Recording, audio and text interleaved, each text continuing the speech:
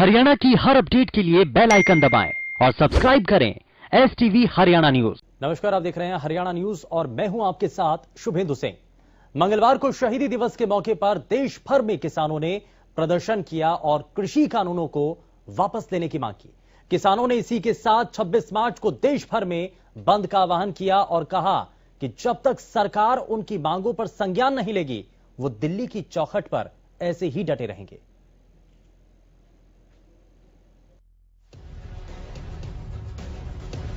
23 मार्च यानी वो दिन जब देश की आजादी के लिए ब्रिटिश सरकार से मुकाबला करने वाले शहीद भगत सिंह को साल 1931 में फांसी दी गई थी। भगत सिंह ही नहीं, सुखदेव और राजगुरु जैसे वीर सपूतों को भी फांसी दी गई थी। उन्हें लाहौर षड्यंत्र के आरोप में फांसी पर लटकाया गया था। देश के इन वीर सपूतों की कुर्बानियों को याद करते हुए मंगलवार को देश भर में शहीदी दिवस मनाया गया। इसी के चलते पीएम मोदी ने शहीदों की कुर्बानियों को याद करते हुए ट्वीट किया और लिखा कि आजादी के क्रांति दूत अमर शहीद वीर भगत सिंह, सुखदेव और राजगुरु को शहीदी दिवस पर शत शत नमन। जहां पीएम मोदी ने शहीद क्रांतिकारियों की याद में ट्वीट किया, तो वहीं कांग्रेस के पूर्व अध्यक्ष राहुल गांधी ने केंद्र सरकार पर निशाना साधा। राहुल गांधी ने ट्वीट कर कहा है, बलिदान बॉर्डर पर जवान का, दिल्ली सीमा पर किसान का, केंद्र सरकार जवाब दो उनकी शहादत के अपमान का। उधर किसानों ने भी मंगलवार को देश भर में शहीदी दिवस मनाया, जिसमें टीकरी बॉर्डर पर किसानों की भीड़ उमड़ी। इस दौरान युवा पीली पगड़ी में पहुंचे, तो वहीं महिलाएं पीली चुन्नी में किसान आंदोलन में शरीक हुई। किसानों ने शहीद आजम की कुर्बानियों को याद करते हुए कहा कि इस आंदोलन में भी किसानों की जीत होगी और सरकार को कृषि कानूनों को वापस लेना होगा।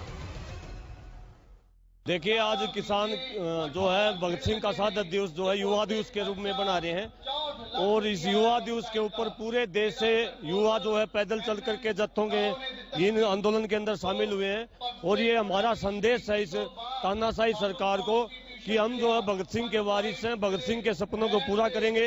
भगत सिंह ने कहा था कि जब तक इस देश के अंदर किसान और मजदूर को बराबरी का अधिकार नहीं मिल जाता, तब तक मैं इस आजादी को आजादी नहीं समझूंगा।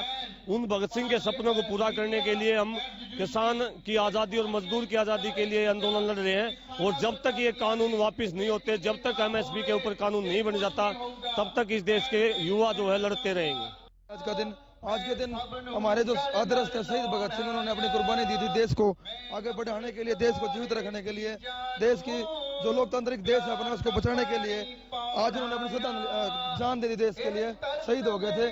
तो आज मैं सरकार से कहना चाहूंगा कि जो तीनों काले कानून है वो युवा आज इतने जोश में आया है कि सरकार को आज हमारी बात को सुनना चाहिए। पंचकूला में भी शहीदी दिवस के दौरान चंडी मंदिर स्थित टोल प्लाजा पर किसानों ने प्रदर्शन किया और कृषि कानूनों को रद्द करने की मांग की। शहीद आजम सरदार भगत सिंह, राजगुरु, सुखदेव की याद में हम शहीदी दिवस मना रहे हैं, क्योंकि इन्हीं की प्रेरणा से ये आंदोलन हो रहा है। इतना बड़ा आंदोलन आज हो रहा है, ये 1907 में जब शहीद आजम भगत सिंह जी का जन्म हुआ, उस टाइम किसान आंदोलन 9 महीने का हुआ था, जिसमें शहीद आजम भगत सिंह के पिता और चाचा सरदार अजीत सिंह जी और किशन सिंह जी, उन्होंने अगुवाई की थी। देखिए कितना कॉम्बिनेशन बनता है कि उस टाइम सरदार भगत सिंह जी का जन्म होता है और किसान आंदोलन इतना बड़ा जो इतिहास में लिखा गया 9 महीने लंबा, आज भी किसान आंदोलन चल रहा है। ये भी 6 महीने हो गए हैं, तो हमको उन्हीं की प्रेरणा से जो आज हम आंदोलन लड़ रहे हैं। बात करें यमुनानगर की, तो यहाँ माजरा टोल प्लाजा पर शहीदी दिवस मनाया गया और किसान शहीद आजम भगत सिंह की तरह पगड़ी बांधकर पहुंचे। किसानों ने यहाँ इंकलाब जिंदाबाद के नारे लगाए। आज 23 मार्च का दिन है। आज वो दिन है जिस दिन हमारे शहीद भगत सिंह, सुखदेव, राजगुरु ने हंसते हंसते फांसी के फंदे को चूमा था देश की आजादी के लिए। आज पूरे देश में जहां जहां पर भी किसानों के धरने चल रहे हैं, शहीदी दिवस मनाया जा रहा है। यहाँ पर हमने सुबह सबसे पहले होमन किया, आहुतियां डाली इन आत्माओं की शांति के लिए। 300 से ज्यादा शहीद हो चुके हैं किसान। इस किसान आंदोलन में आज एक सबक लेना है हमने शहीदी दिवस से कि जैसे इन शहीद राजगुरु भगत सिंह ने अपने देश के लिए, इन गोरे अंग्रेजों को भगाने के लिए अपनी जवानी त्याग दी थी, अपना घर बार छोड़ दिया था।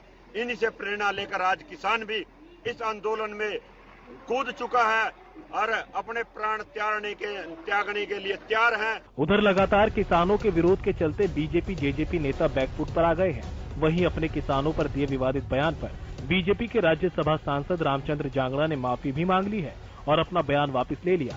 आपको बता दें कि किसान आंदोलन में शामिल किसानों के लिए जांगड़ा ने कहा था कि फ्री की दारू के चक्कर में किसान बॉर्डर पर जाकर बैठे हैं। जहां जांगड़ा किसानों से माफी मांग रहे हैं तो वहीं हरियाणा के शिक्षा मंत्री कंवरपाल गुर्जर फिर से कृषि कानूनों के समर्थन में आ गए और वही पुराना रागलापा कि कानून किसानों के हित के लिए बनाए गए हैं। सारी ये खाली वैक्सीन की नहीं, कानून भी ऐसी है, कानून के मामले भी यही है। ना तो उसकी जानकारी है कि कानून क्या है और ना ही वैक्सीन की जानकारी है, लेकिन दोनों की चीजों का एक्सपर्ट बन रहे हैं कि वैक्सीन के बारे में भी राय हम देंगे कि ये लगनी चाहिए कि नहीं लगनी चाहिए। ये तो डॉक्टर का काम है, वो जानता है। मान लीजिए मैं मंत्री हूं तो मंत्री बनने के बाद मुझे भी पता है इसका, तो डॉक्टर का विषय है ना जी। और जो कानून बनाने का विषय है वो भी उसके एक्सपर्ट बने, वो कानून देखा भी नहीं। जो चीज पक्ष में है वो कहने लगा विचार विमर्श से बनना चाहिए, तो एक बार पता तो कर लो विचार विमर्श होगा नहीं है। 19 साल हो गए विचार विमर्श चलते और सिलेक्ट कमेटी को कानून को भेज दिया। सियासी बयानबाजी के बीच किसान आंदोलन लगातार कई महीनों से जारी है। कृषि कानूनों को रद्द करने की मांग को लेकर सरकार किसान के बीच अभी तक कोई सहमति नहीं बन पाई। इस बीच 26 मार्च को किसानों ने फिर से भारत बंद का आह्वान किया। देखने वाली बात यह है कि इस विवाद का समाधान कब निकलेगा और कब अन्नदाता कड़कती धूप और बरसती बारिश के बीच दिल्ली की दहलीज पर बैठे रहेंगे। Bureau report, Haryana news.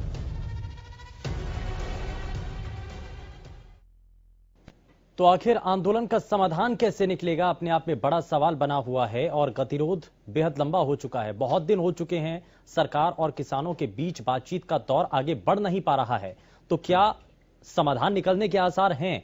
और अगर यूं ही किसान संगठन नेता भी अपनी रणनीति में आप यूं ही अगर आंदोलन करते रहेंगे, बातचीत जब तक नहीं होगी, तो आगे कैसे समाधान निकाला जा सकेगा? सरकार जब ये कहती है कि बातचीत के जरिए समाधान निकलना चाहिए, तो बातचीत का आखिर निमंत्रण किसानों को क्यों नहीं दिया जा रहा है? क्यों उनको नहीं बुलाया जा रहा है बातचीत के लिए? अगले जो दौर की वार्ता हो, कम से कम उसमें एक नया प्रपोजल दिया जाए, कोई प्रस्ताव उनके सामने ऐसा रखा जाए जिस पेशकश के जरिए किसान भी उस पर अपनी बात रख सकें, आगे बातचीत बढ़ा सकें। और अलग अलग विषय और भी हैं। अब ये भी हो सकता है, संभावनाएं इस बात को लेकर के भी हैं, चाहे वो एमएसपी को कानूनी दायरे के अंदर लाने की बात हो या फिर खुली मंडियों के अंदर, आप जिसको लेकर के एक बड़ा सवाल बना हुआ है कि सरकारी मंडियों को खत्म करने के लिए ही ये प्राइवेट मंडियां और खुले तौर पर जो आप सामान बेचने की जो आजादी दी जा रही है, दी जाएगी इस कानून के जरिए, ये सब कुछ उसका आधार है। तो इन सभी चीजों के अंदर अगर संशोधन किया जा सकता है, बदलाव किया जा सकता है, तो क्यों नहीं इस पर विचार हो रहा है? और ऐसी बहुत सारी चीजें हैं। और आज दिन भर के घटनाक्रम में, क्योंकि शहीदी दिवस आज जब मनाया गया, चाहे प्रदेश और देश के अलग अलग हिस्सों में चल रहे किसानों के धरने हो, वहां पर जो ऐसी जगह हैं वहां पर किसान पहुंचे, धरना स्थलों पर पहुंच करके उन्होंने श्रद्धांजलि दी, शहीदों को याद किया और शहीद आदम भगत सिंह और जो जितने भी इस देश की आजादी में जुड़े हुए लोग रहे हैं उनको उस वक्त उन्होंने याद किया है। वहीं इस दौरान राहुल गांधी की तरफ से ट्वीट कर सरकार के ऊपर निशाना साधा गया।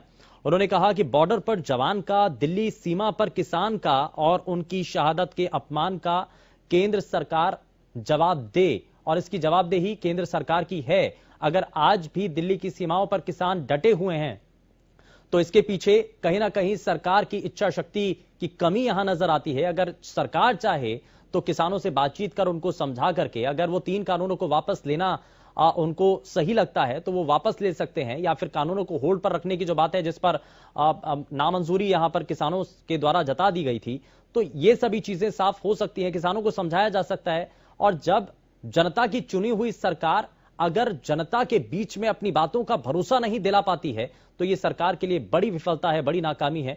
लेकिन बड़ा सवाल अभी भी बना हुआ है कि आखिर समाधान कैसे निकलेगा, और इन्हीं सभी चीजों को लेकर के हम अब आगे बढ़ेंगे और हमारे साथ आज के इस कार्यक्रम में कुछ खास मेहमान भी जुड़ेंगे। लेकिन उससे पहले आपको बता दें कि आज दिन भर के घटनाक्रम में कुछ और भी चीजें सामने आई, जिसमें शिक्षा मंत्री कंवरपाल गुर्जर की तरफ से अपनी बातें रखी गई हैं। कंवरपाल गुर्जर ने कहा कि किसानों द्वारा जिस तरीके का कोरोना की वैक्सीन को लेकर के विरोध हो रहा है, उन्होंने कहा कि ना तो कोरोना वैक्सीन में कोई कमी है, ना ही किसान कानून में, और इन दोनों का विरोध बेवजह हो रहा है।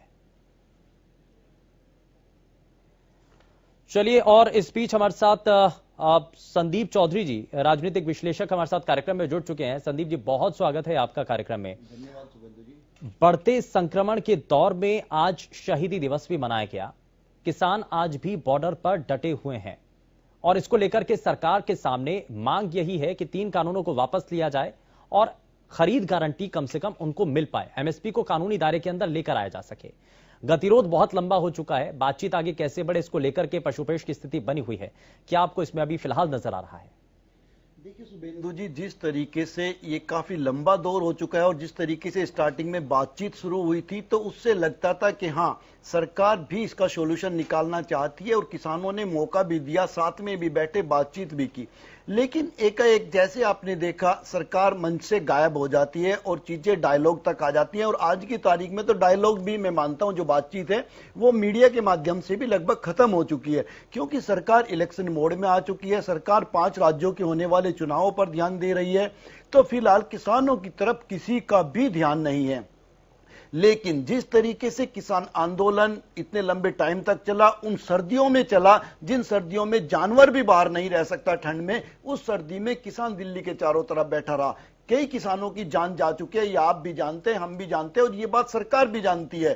तो जब इतना कुछ सहने के बाद किसान नहीं हटा, इसका मतलब आप समझ सकते हैं किसान की समस्या कितनी जेन्युइन है और कितनी जरूरी है। आज किसान जब जान देकर भी कोई कहीं डटा रहे, तो इसका मतलब यह है कि वो बहुत इंपॉर्टेंट चीज है किसान के लिए।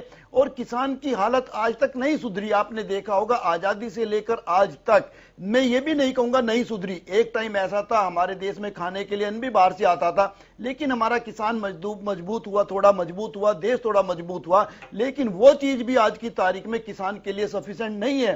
किसान भूखा मर रहा है और आज वो रोटी को मोहताज हो चुका है। अपना 1 साल का खर्चा किसान नहीं चला सकता, अपने बच्चों को अच्छी जगह नहीं पढ़ा सकता। अगर घर में कोई बड़ा बुजुर्ग बीमार हो जाए, वो उसकी कहीं प्राइवेट हॉस्पिटल में इलाज तक नहीं करवा सकता। ऐसी स्थिति सुबेंदु जी आज देश के किसान की हो चुकी है। इसीलिए आज वो दिल्ली के चारों तरफ बैठा है, वहां पर अपनी लड़ाई लड़ रहा है, अपने हक की मांग कर रहा है कि मेरी भी स्थिति किसी तरीके से सुधरे। और उसके लिए जरूरी है कि उसको एमएसपी की गारंटी हो जाए। और जिस तरीके से वो 3 काले कानूनों को काले कानून कहकर विरोध कर रहा है, काले से मतलब विरोध से है, उसको ये चीज स्वीकार नहीं है, तो इस पर सरकार को बातचीत करनी चाहिए। अगर ये किसान के हित में नहीं है, किसान इसको नहीं चाहता है, तो मैं ये मानता हूं कि सरकार को ये वापस ले लेना चाहिए और किसान को ये पूछना चाहिए कि अगर आप ये काले कानून आप नहीं चाहते या ये गोल्डन कानून जो सरकार बता रही है ये आप नहीं चाहते, तो आप क्या चाहते हो? एक बार किसानों से पूछना चाहिए, क्योंकि मसला कश्मीर से लेकर कन्याकुमारी तक देश का है, देश के किसानों का है। और जब जनता ने सरकार को चुना है, तो सरकार का जनता के ऊपर विश्वास भी होना चाहिए और जनता को भी सरकार के ऊपर विश्वास होना चाहिए। लेकिन विश्वास की ये जो कमी नजर आ रही है, ये यहां पर बहुत बड़ा सवाल बना हुआ है। हालांकि विपक्षी खेमा यही कह रहा है बार बार कि गैप बहुत ज्यादा है, क्योंकि तानाशाही सरकार है, ये बार बार इस तरीके के बयान दे दिए जाते हैं। राहुल गांधी ने भी आज ट्वीट किया है, मैं वो भी जरा बताऊंगा। लेकिन इस बीच हमारे साथ कुछ और खास मेहमान कार्यक्रम में जुड़ चुके हैं, जरा सबसे पहले और उनको भी इंट्रोड्यूस करा देते हैं। कांग्रेस पार्टी से प्रवक्ता बजरंग दास गर्ग जी हमारे साथ कार्यक्रम में जुड़ चुके हैं। बजरंग जी, बहुत स्वागत है आपका। हमारे साथ भारतीय किसान यूनियन के राष्ट्रीय प्रवक्ता स्वामी इंद्र कार्यक्रम में जुड़ चुके हैं। स्वामी जी, बहुत स्वागत है। और भारतीय जनता पार्टी से प्रवक्ता रमन मलिक जी हमारे साथ कार्यक्रम में जुड़ चुके हैं। रमन जी, बहुत स्वागत है आपका कार्यक्रम में। अब आज राहुल गांधी के द्वारा ट्वीट किया गया। राहुल गांधी ने अपने ट्वीट के जरिए सीधे सीधे ये सवाल पूछा है कि बॉर्डर पर जवान का, दिल्ली सीमा पर किसान का और अब शहादत के अपमान का केंद्र सरकार जवाब दे।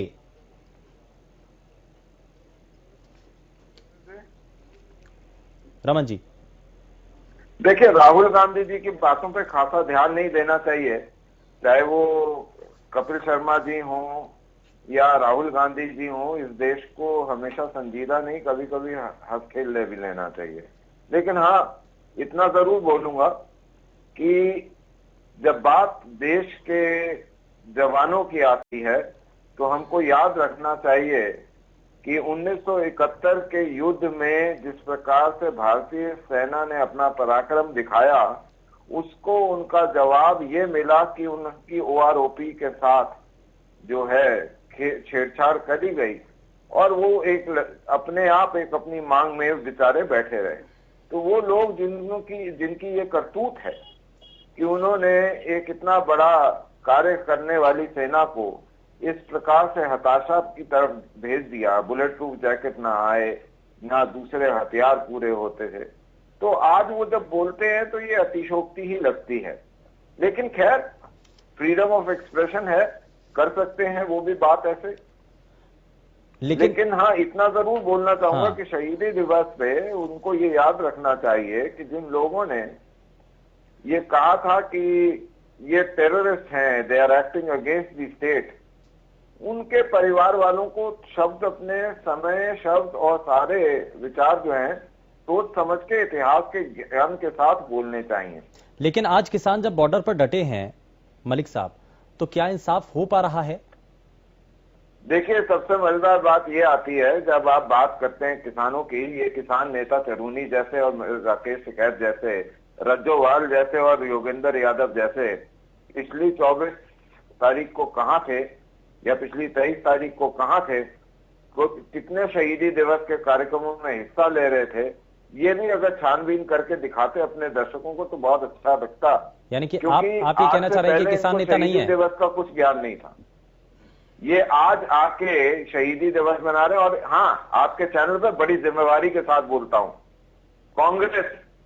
कांग्रेस के जितने ये आगे चलाए हुए विपक्ष के पिट्ठू हैं, ये कथित किसान नेता कुछ हैं इसमें, मैं सारे किसानों को नहीं बोल रहा, लेकिन कुछ कथित किसान नेता, उन सबको मैं बड़े स्पष्ट रूप से बोलता हूं कि जिस प्रकार से किसी इवेंट को ऑर्गेनाइज करने के समय इवेंट ऑर्गेनाइजर जो होता है वो उस इवेंट में होने वाली क्षति का जिम्मेवार होता है, उसी प्रकार से अपनी राजनीति चमकाने के लिए जितने हमारे किसान भाइयों की मृत्यु हुई है इस दौरान, उन सभी के कहीं ना कहीं आप जिम्मेवार हैं, क्योंकि आपने अपने आप 3 सितारा होटल में बैठे, एसी गाड़ियों में घूमे, हवाई जहाज में घूमे, लेकिन इनके कंधों पे चढ़ के अपनी राजनीति खेली। आप इनके साथ जिए मरे नहीं, आप इनके ऊपर जी रहे हैं, और ऊपर कौन जीता है वो परजीवी होता है, ये ध्यान रखिएगा। ठीक है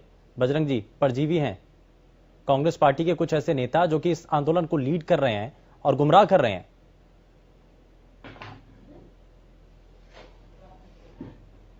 बजरंग जी बताइए।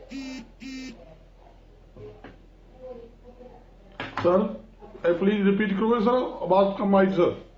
वेंदु जी, बजरंग दास जी, परजीवी कहा जा रहा है और ये कहा जा रहा है कि इस आंदोलन के अंदर जो लोग इस आंदोलन को गुमराह करने की कोशिश कर रहे हैं, जो आप कह रहे थे ना कि किसानों को परजीवी कहा जा रहा है, वो ये कह रहे हैं कि जो नेता इस पूरे आंदोलन को मिसलीड कर रहे हैं, गलत दिशा में लेकर के जा रहे हैं, वो परजीवी हैं। देखिए, मेरे साथी ने कहा भाई आंदोलन को गलत दिशा में, आंदोलन तो आंदोलन होता है, दिशा गलत तो ठीक का क्या मतलब? किसान अपने हक की लड़ाई लड़ रहा है, किसान अपनी पेट की लड़ाई लड़ रहा है, किसान अपनी फसल के उचित मूल्य मिले उसकी लड़ाई लड़ रहा है, किसान अपनी जमीन बचाने की लड़ाई लड़ रहा है। आज 119 दिन लगभग हो चुके हैं और धरने पर किसान बैठे हैं और सैकड़ों किसान अपनी जान की कुर्बानी दे चुके।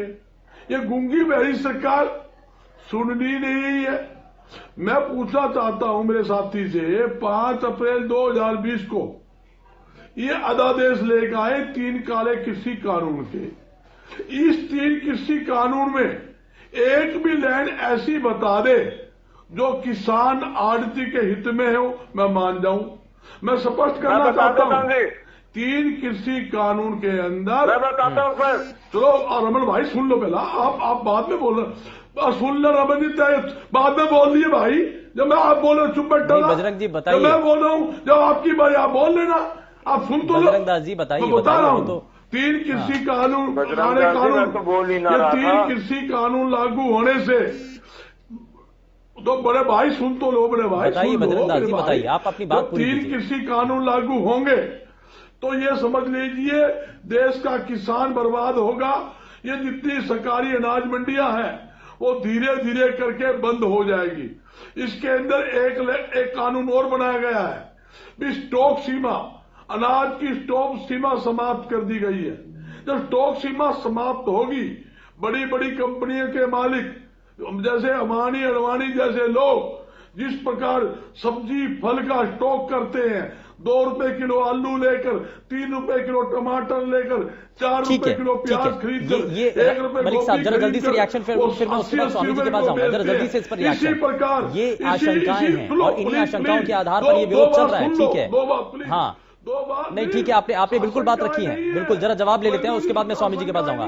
ठीक है मलिक साहब, ठीक है बजरंग जी जरा सुन लीजिए। बजरंग दास जी को मैं इतनी चीज याद दिला दूं कि जहां तक किसानों के हित की बात है तो वो फटाफट 3 पॉइंट बता दूं, उनको ज्यादा करने तो ज्यादा बता दूंगा।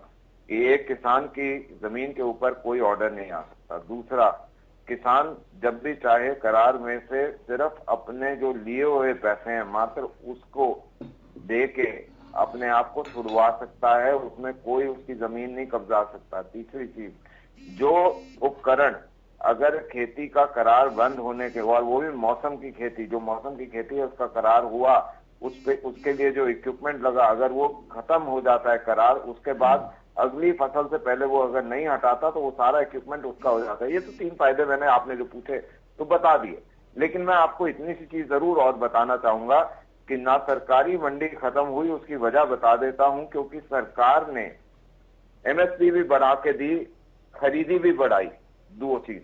लेकिन इसके साथ साथ 2010 से लेकर 2021 का जब आप आंकड़ा देखते हैं तो कृषि योग्य भूमि जो है वो 2% घटी है, बढ़ी नहीं है, घटी है कृषि योग्य भूमि।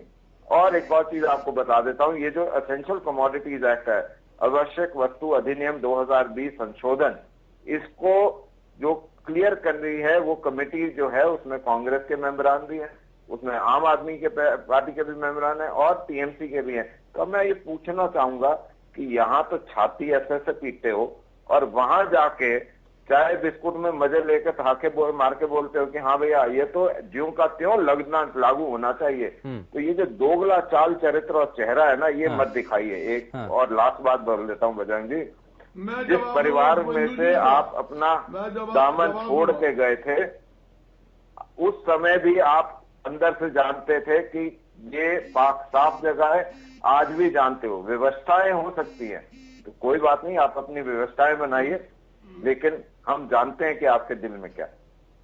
लेकिन स्वामी जी, मैं ठीक है जरा जल्दी से एक रिएक्शन लेना चाहता हूं। स्वामी जी, ये आंदोलन क्या कमजोर होता चला जा रहा है क्या? क्योंकि बार बार ये बहुत से सवाल उठ रहे हैं कि अब जो नेता हैं, जो संयुक्त किसान मोर्चा के जो नेता थे, जो पहले मंच पर दिखा करते थे, प्रेस कॉन्फ्रेंस हुआ करती थी, ब्रीफिंग होती थी, लेकिन अब वो नेता जहां जहां पर विधानसभा चुनाव हो रहे हैं, चाहे बंगाल हो, चाहे आप दूसरी जगह हो, असम हो, उन सभी जगहों पर पहुंच रहे हैं। तो क्या अब जो असल में मुद्दा था किसानों का वो पीछे रह चुका है? देश के बाकी मुद्दे हावी हो गए हैं, बाकी चीजों को लेकर के किसान अब जो है सरकार पर हमलावर हैं?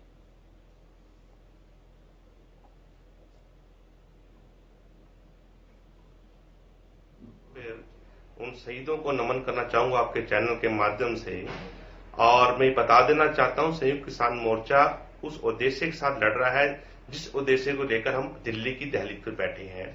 ये सरकार जो 3 काले कानून लेके आई है, ये किसान के डेथ वारंट है, और हमने सरकार को समझाने के लिए लगभग आज 4 महीने होने जा रहे हैं, 26 तारीख को 4 महीने हो जाएंगे। सरकार के कान पर जूं नहीं रहेगी। आप देख सकते हैं कि जब 11वीं दौर की वार्ता चल रही थी तो वार्ता में ये बात हो रही थी कि इन जो मुद्दे हैं किसान कह रहे हैं, इनमें हम संशोधन करने के राजी हैं, इसमें बदलाव करने के लिए राजी हैं। पर वहीं जब बनारस में प्रधानमंत्री जाते हैं वो बोलते हैं कि ये 3 कानून जो है वापस नहीं होंगे, इनमें किसी प्रकार का बदलाव नहीं होगा। यानी कि सरकार की जो मंशा है वो कॉर्पोरेट घरानों को फायदा पहुंचाने की है, ना कि देश के आम जन को। यह लोकतांत्रिक देश है, लोकतांत्रिक प्रक्रिया को क्यों नहीं अपनाते?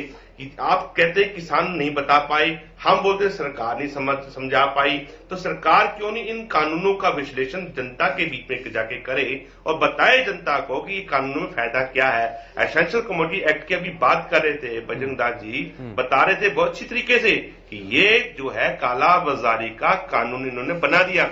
जो कानून देश के फायदे के लिए था, जो देश में कालाबाजारी को रोकने का था, वो कानून आज कालाबाजारी को बढ़ावा देने का कानून हो गया है। मुझे डर है कि 1964 का समय भारत में पुणे ना आ जाए कि जब देश के अंदर खाद्य पदार्थ तो होंगे पर सटोरियों के पास होंगे और लोग भूख के लिए त्राहिमाम करेगी, और ये भूख के ऊपर व्यापार करने की जो व्यवस्था लेके आए हैं, ये संवेदनहीनता सरकार की बताती है। सरकार चंद कॉर्पोरेट घरानों को फायदा पहुंचाने के लिए वही आज ज्यादा गहराती हुई नजर आ रही है। एक छोटे से हमें यहाँ ब्रेक के लिए रुकना होगा, लेकिन ब्रेक के उस पार जरा इस बात पर चर्चा कि सरकार क्या चुनाव पर ज्यादा फोकस कर रही है, इसीलिए बातचीत अब आगे नहीं बढ़ पा रही है। कारण क्या है जानेंगे, लेकिन छोटे और किसान एक बीते लंबे समय से आंदोलन कर रहे हैं और जैसे जैसे दिन बीतते चले जा रहे हैं वैसे वैसे मुश्किलें सरकार के सामने भी अपार हैं, लेकिन किसानों के लिए भी अब एक चुनौतीपूर्ण समय आ चुका है क्योंकि निर्णायक स्थिति भी है।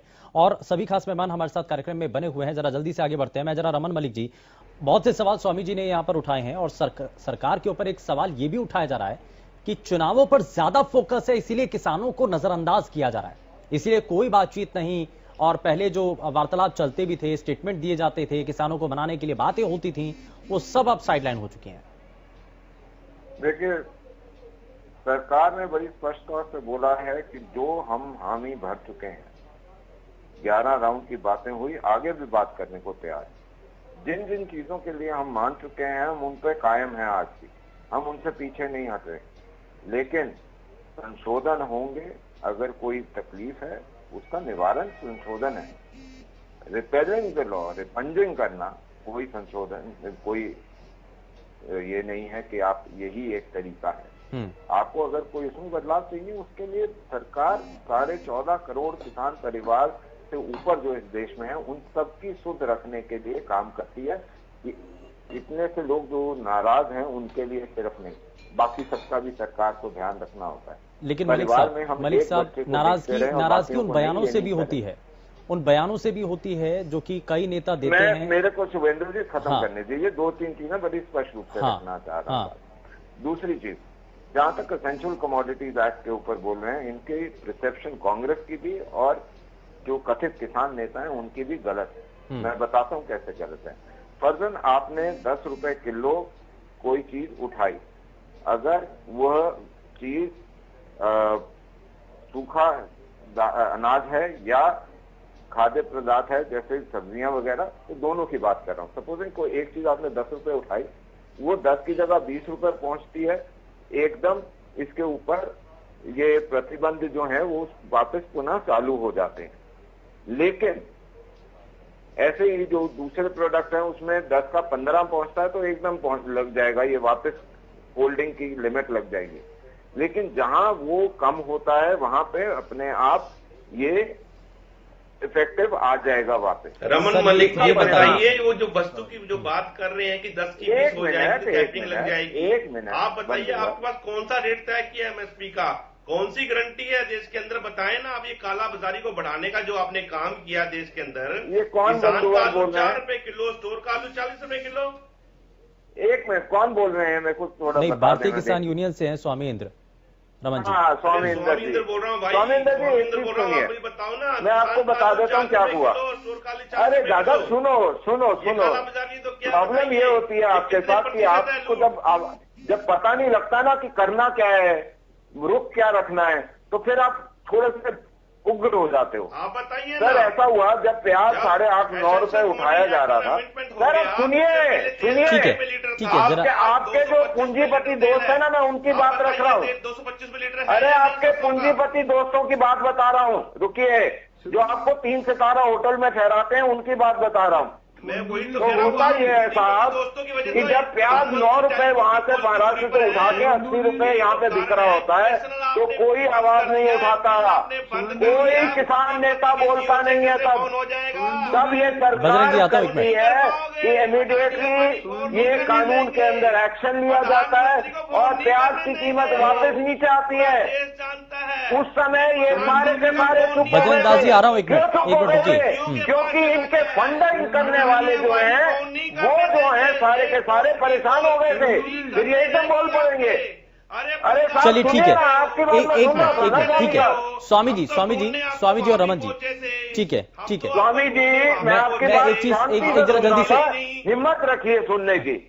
ठीक है, जरा जल्दी से क्लियर कर दीजिए, फिर उसके बाद में संदीप जी आपके पास आएंगे। ठीक है, आप भी तो बेशर्मी की हिम्मत छोड़िए ना, कब तक बेशर्मी बना के रखेंगे? किसान तो ढूंढने आपको बंगाल। भाई साहब, अगर मैं भी आपको यही भाषा से उद्बोधन करूं, मैं भी आपको नहीं, यही उद्बोधन करूं कि आप बेशर्मी कर रहे हैं, आपको कैसा लगेगा? नहीं ठीक है, इस तरीके की भाषा नहीं। ठीक है रमन जी, जरा जल्दी से रिएक्शन। मैं आपके लिए और अच्छे संबोधन ला सकता हूँ स्वामी साहब। उनकी कॉल की दूरी है स्वामी साहब, मेरे को 5 मिनट लगेंगे, आपके सारे संबोधन मैं पूरे कर दूंगा। वो कौन सा नंबर है जो डायल नहीं होता भारत के अंदर? वो नंबर बताइए। अपने जो मालिक है ना, उनको फोन करो कि साहब बस हो गई, हमारी इलाकों में राजनीति मत करो और चले जाओ। कौन सा नंबर है जो डायल नहीं? आप ठीक है, शांति से बैठ जाओगे। नहीं ठीक है, एक मिनट जरा, एक मिनट बजरंग जी, ठीक है रमन मलिक जी, एक मिनट। ठीक है रमन मलिक जी, स्वामी जी एक मिनट, बजरंग जी हाँ ठीक है, जरा जल्दी से रिएक्शन। हाँ शिवेंदु जी, देखिए ये बात है किसान के हित के अंदर आप टीवी के अंदर बहस कर रहे हो, इसके लिए मैं हरियाणा न्यूज का धन्यवाद करता हूं। मगर मैं बताना चाहता हूं 3-4 बातें ऐसी है जिससे किसान की समस्या का समाधान होना चाहिए। जैसे मेरे साथी ने कहा भी एमएसपी पे हम फसल खरीद रहे हैं। आज की स्थिति में क्लियर कर दूं, बाजरा की एमएसपी 2150 रुपए है और किसान का बाजरा 1200 रुपए के अंदर मंडी में रुल रहा है। जितने गाड़ियां भरवानी हो मैं भरवाने के लिए तैयार हूं। दूसरी बात, कहां पर सरकारी मंडी अब खत्म नहीं होगी, रमन भाई ने कहा। मैं बताना चाहता हूं, जब एक देश की आप बात करते हो, एक देश में 2 मंडियां क्यों? ये सिर्फ प्राइवेट मंडियां इसलिए बनाई जा रही है अंबानी अडवाणी को लाभ पहुंचाने के लिए, उनको लूट करने के लिए। एक मिनट पौने किसान की फसल नहीं थे, उस समय आप हमारे साथी कांग्रेस में नहीं थे। मैं आपको याद दिला देता हूँ, उस समय आप कांग्रेस में नहीं थे, हमारे साथी थे। अरे दादा सुनो, मेरी बात सुनो रमन जी, मेरी बात सुनना, मैं सुन लो, आपको याद दिलाता हूँ गुरुजी, सुनो। आप क्या याद दिलाते हो? कांग्रेस में नहीं थे। नहीं ठीक है सर, रमन मलिक जी पर्सनल नहीं, पर्सनल कमेंट नहीं। टाइम आएगा जब याद दिलाना, क्या याद दिलाओगे? क्या मैं याद दिलाता हूँ ना, पार्टी में नहीं थे, क्या आपकी पार्टी ने किया? तो आप जब क्या याद दिलाओगे? मोर्चे की अध्यक्षता कर रहे थे, कब आपने ये बोला था कि कैसल के अंदर सुरजेवाला ने अदानी से तेरा खुलवा लिया अपने यहाँ? ये आपकी कही हुई बात है सर। तो आप मेरे को ये बताओ, जिस हुड्डा ने कांग्रेस मामले का लॉ निकाला, जिस सुरजेवाला ने अदानी को बिठाया, आप आज उसी के बदनाम कर रहे हो। आप उस समय गलत थे या आज गलत हो? अरे मैं आप नहीं ठीक है, थोड़ा सा आगे बढ़ रहा हूं मैं। ठीक है बजरंग जी, ठीक है जरा संदीप चौधरी, अब ये चुनावों पर फोकस हो चुका है। जो असल में ये लड़ाई है कि सही कौन गलत कौन, ये पहचान कर पाना अब ये आम लोगों के लिए बड़ा मुश्किल हो चुका है। किसान जो बॉर्डर पर डटे हुए हैं, अपनी मांगों के साथ अभी भी अड़े हुए हैं, अब उनको ये समझाने के लिए कोई तो सामने आए। अगर सरकार भी ये कह रही है कि उसमें से कुछ ऐसे नेता हैं जो कि आप इस पूरे आंदोलन को भटकाने की कोशिश कर रहे हैं, उसमें कुछ कांग्रेस पार्टी के या विपक्ष के नेता हैं, ये बार बार कहा भी जा रहा है, लेकिन ये तय कौन करेगा? अगर बीते एक लंबे समय से आंदोलन चल रहा है तो उनको समझाना तो पड़ेगा ना। ठीक है किसानों को टुकड़े गैंग कहते हैं, आतंकवादी कहते हैं, ठीक है, खालिस्तानी कहते हैं, भटका तो ये रहे हैं। ठीक है सर, आप नाम ले रहे हो विपक्षी पार्टी का, आप नाम ले रहे हो किसानों का, ठीक है सर, नाम क्यों नहीं लेते? बजरंग जी ठीक है, सरकार के मुख्यमंत्री, सरकार के मंत्री बजरंग दास जी ठीक है। मेरा सवाल संदीप चौधरी जी से है, किसान को संदीप चौधरी जी से सवाल है सर। आप एक मिनट सुनिए तो सही, बजरंग दास जी सुनिए तो सही, जरा सुनिए। बाकी पैनल में भी तो और भी लोग हैं ना, उनको भी तो अपनी बात रखनी चाहिए। आपने खालिस्तानी कहा, जो भारत तेरे टुकड़े इंशाल्लाह राहुल गांधी जाते हैं उसका समर्थन करने। मैं कहूँ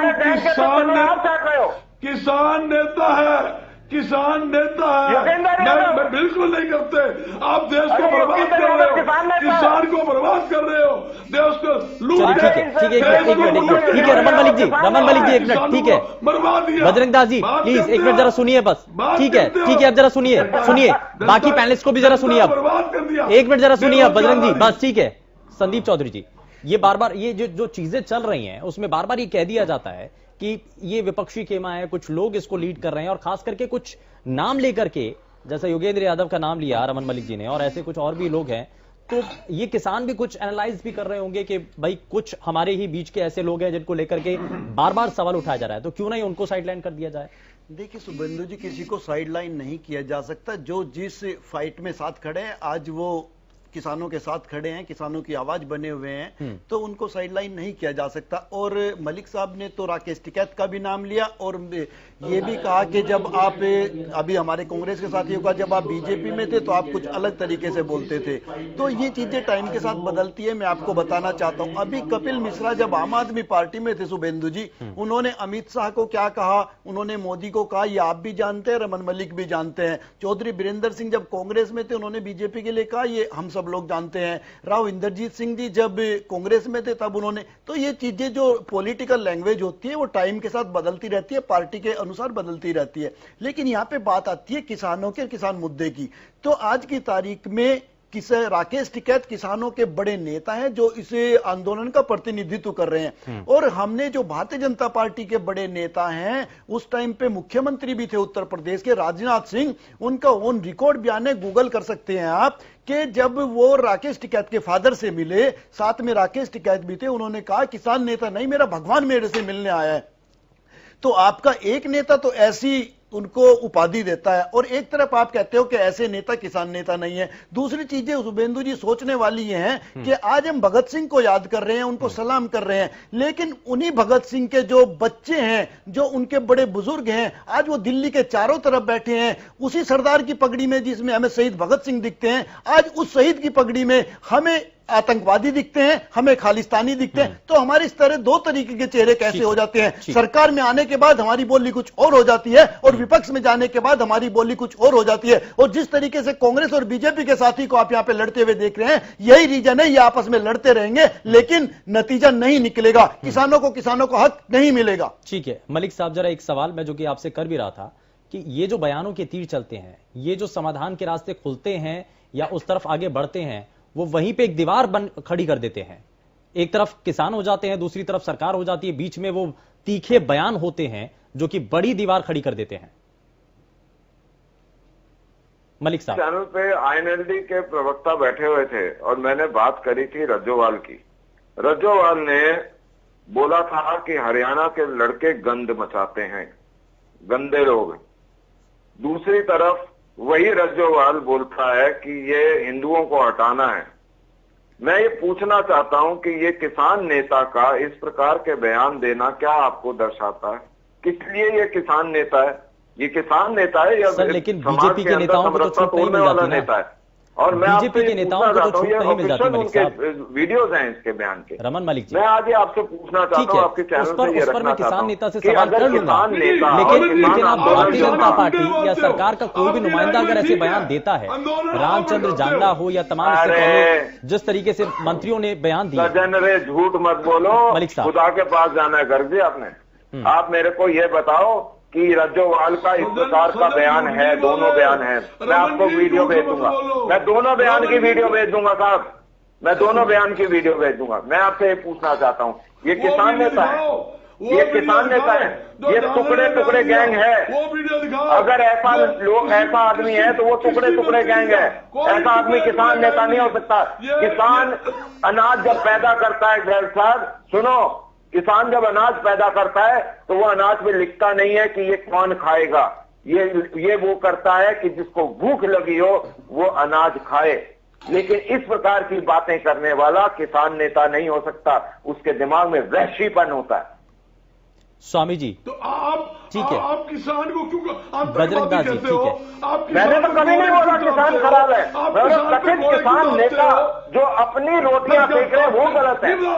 सारी पार्टी बोल रही, विधानसभा के अंदर आपके किसी मंत्री ने कहा, आपके एक विधायक ने कहा ये तो गुंडे हैं, ये तो आतंकवादी है। तो क्या आप गुंडों के साथ हो? इसमें गुंडा एलिमेंट घुसा हुआ है, इसमें गुंडा एलिमेंट है, कौन मना करता नहीं है इसमें? एक मिनट मुझे वो तो तलवारें चला रहे थे, रमन जी भजन कीर्तन कर रहे थे वहां पे। रमन जी, मैं एक बात आपकी बात पे आना चाहता हूं। अगर किसान नेता ने कुछ गलत बोला है तो इसका मतलब वो किसानों की आवाज नहीं हो सकती। क्या आप कुलदीप सेंगर को बीजेपी मानेंगे?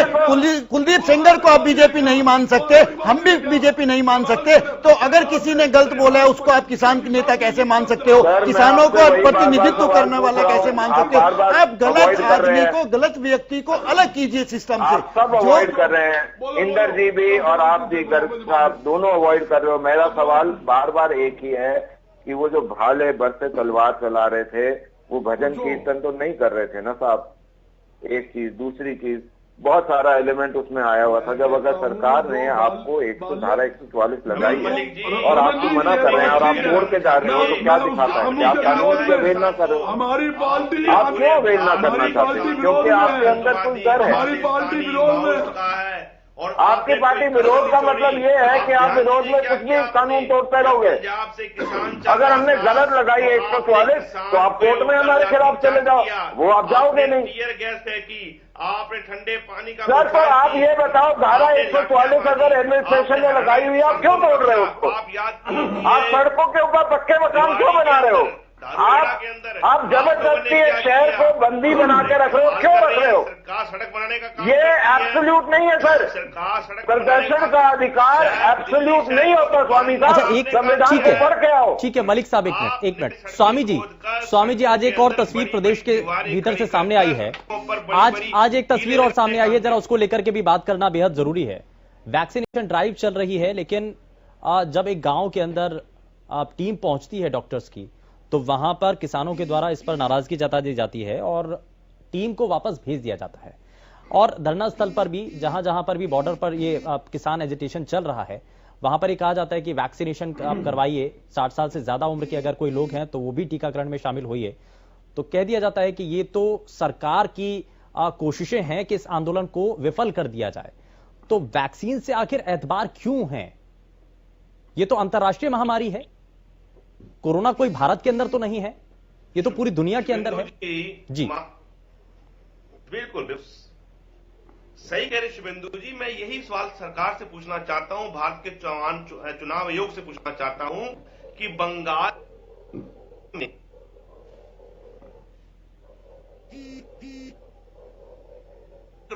छुट्टी पे गया हुआ है।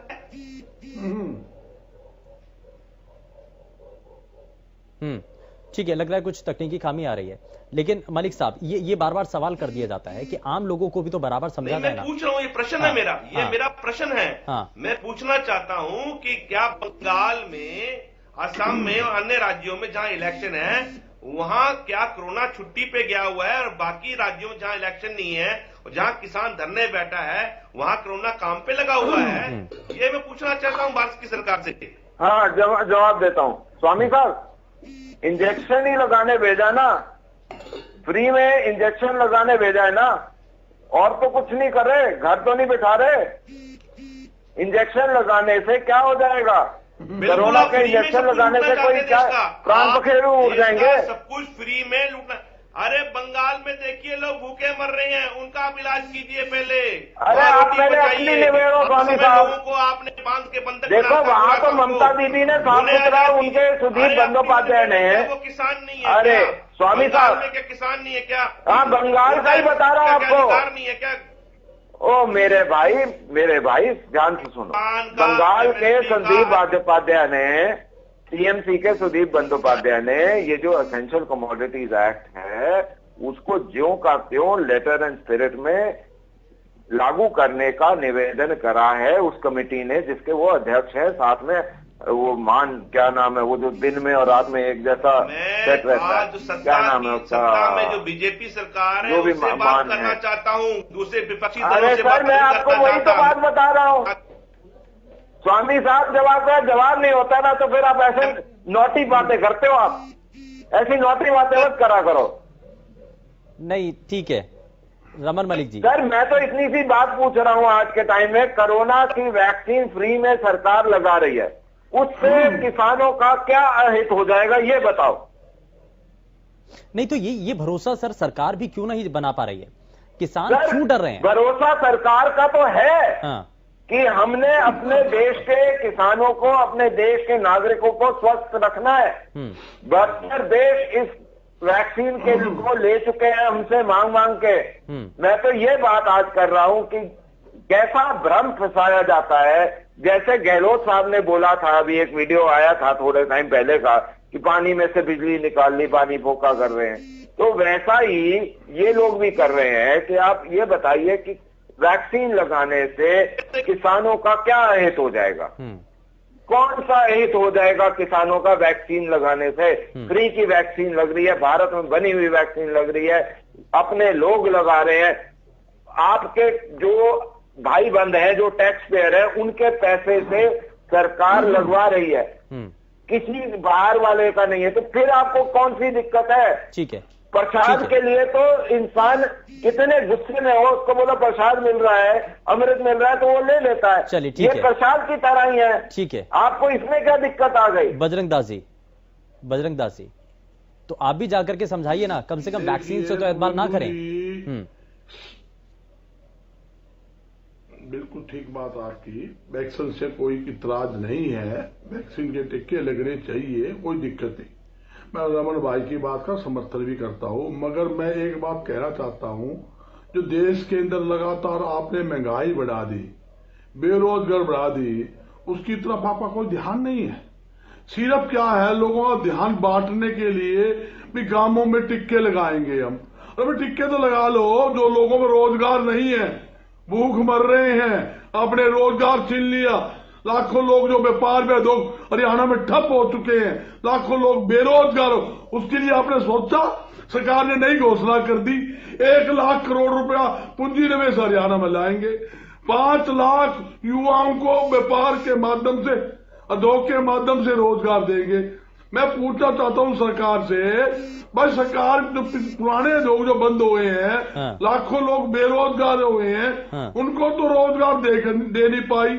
सरकार ने जब नई पॉलिसी बनाई है, रोजगार के साथ पॉलिसी में कोई रोजगार के साथ बात व्यापारी किसान की भी है। खैर बहुत शुक्रिया सर, सभी खास मेहमान हमारे साथ कार्यक्रम में जुड़े, बहुत शुक्रिया सभी का कार्यक्रम में शामिल होने के लिए। लेकिन किसानों के लिए अब सरकार की तरफ से क्या कोई नया प्रस्ताव भेजा जाएगा, क्या नए सिरे से बातचीत को आगे बढ़ाने के लिए कोई नई कोशिशें होंगी, अपने आप में कई सवाल हैं, ताकि किसान